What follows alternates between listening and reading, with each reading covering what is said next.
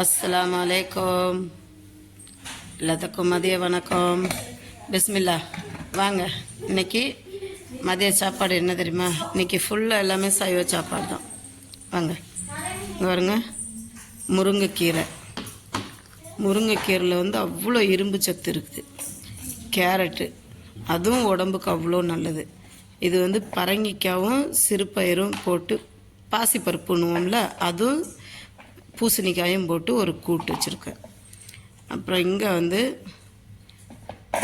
பருப்பு தக்காளி சாம்பார், காய் எதுவுமே போடாமல் வெறும் தக்காளி சாம்பார் வச்சுருக்குறேன். இந்த பரங்கிக்காய் வந்து அவ்வளோ நல்லது. பூசணிக்காய் உடம்புக்கு, உடம்பு இளைக்கணுன்னாலே இந்த பரங்கிக்காய் சாப்பிட்லாம், குண்டாகிறதுக்கும் பரங்கிக்காய் சாப்பிட்லாம். அப்புறம் இந்த கேரட் வந்து இதுலேயும் நார் சத்து நிறையா இருக்குது நமக்கு. இந்த முருங்கைக்கீரை 10 ஆப்பிளுக்கு சமம். 10 ஆப்பிள் பழமும் சாப்பிடுங்க, ஒரு கைப்பிடி முருங்கை இலையை சுண்டி சாப்பிடுங்க. அந்த 10 ஆப்பிளோட சத்து இந்த ஒரே முருங்கைக்கீரையில் இருக்குது.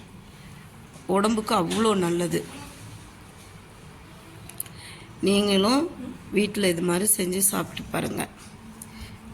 நான் சாப்பிட்டுட்டு சொல்கிறேன் எப்படி இருக்கு. கொஞ்சம் பருப்பு மேலே கொஞ்சோண்டு கூட்டு வச்சு, கொஞ்சம் பீட்ரூட் கேரட் கூட்டு, கொஞ்சம் முருங்கைக்கீரை, எல்லாத்தையும் இப்படி எல்லாம் ஒன்றா வச்சு சாரி, எனக்கு இன்னும் இருமல் தீரல.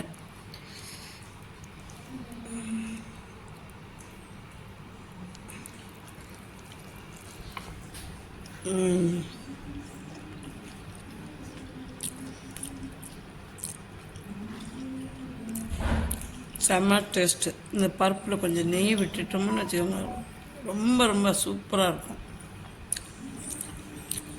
இந்த பூசணிக்காய்லாம் இப்போ யாருமே விரும்புறதில்ல.